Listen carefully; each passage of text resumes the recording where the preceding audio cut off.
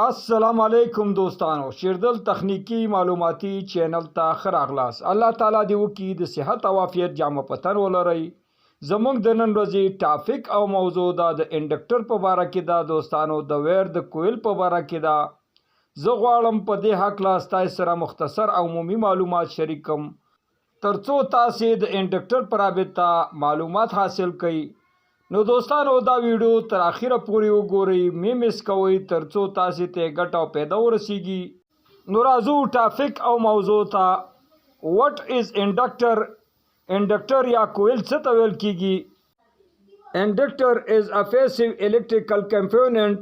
an inductor typically consists of insulated wire wound into a coil. وی دوستانو کله چې ویر انسولیشن ولري او دا د سپرنګ په شان ګول تاو شي نو دې ته انډکټر ویل کیږي.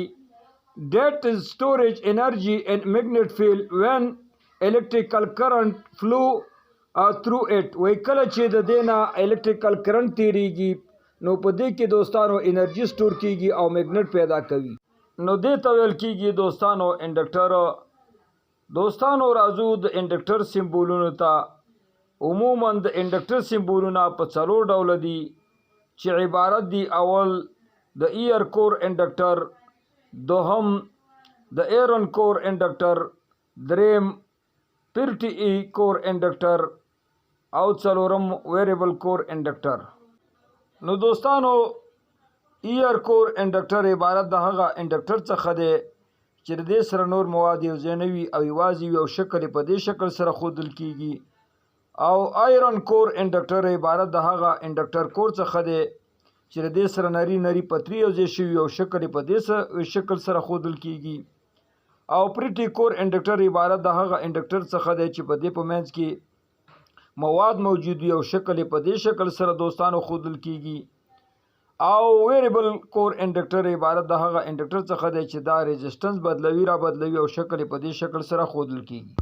راځو دوستانو د انډکټر یونټ ته چې عبارت د هنري څخه دی چې د ایچ په توري سره ښودل کیږي او عموما په برېښنایي سرکټو کې دې ته دوستانو ملي امپیر او مایکرو امپیر ویل کیږي. راځو دوستانو پراپرټي اف انډکټر د انډکټر ملکیتونو ته چې عبارت دي. اول خواص دا دی کله چې انپوټ ولټیج 15 وي او آوټپوټ ولټیج هم 15 وي نو کله چې کمیږي زیاتیږي انپوټ نو آوټپوټ ولټیج کې تغییر نه راځي. دوهم انډکټر چې دی دا کار کوي چې کله دې ته کرنټ راشي نو دا میګنیټ جوړوي.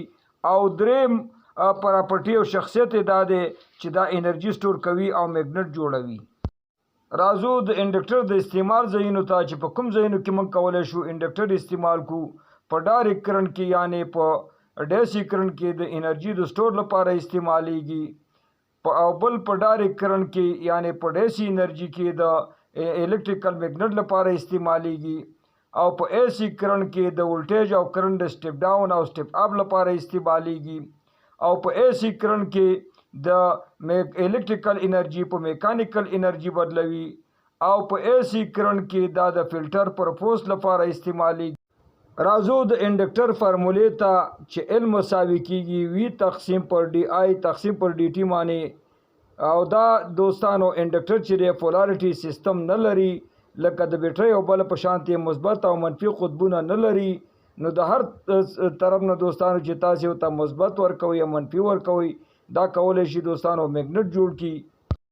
راځو دوستانو د انډکټر ایسی ویو فورم ته چې عبارت دی دوستانو د دې شکل او ډایګرام څخه چې په دې کې ولټیج چې د کرنټ څخه په 14 ډیګري سنټي دا مخکې شروع کیږي او مخکې ختمیږي او کرنټ دوستانو د دې نه په 14 سنټي ډیګري باندې وروسته شروع کیږي او وروسته ختمیږي. نو دوستانو دا د انډکټر په هکله عمومي او مختصر معلومات. دوستانو که غواړئ د برق تخنیک څخه ځانونه برخمن کړئ او خپل هر قسم برقي وسایل په خپلو کورونو کې ترمیم او جوړ کړئ نو دوستانو ستاسو څخه مې غوښتنه دا ده که زما چینل مو نوی سبسکرایب کړئ زما چینل در سره سبسکرایب کړئ او که دا ویډیو مو خوښه شوې وي در سره لایک یې کړئ. ستاسې د توجه او لیدو څخه یو نړۍ مننه. السلام علیکم.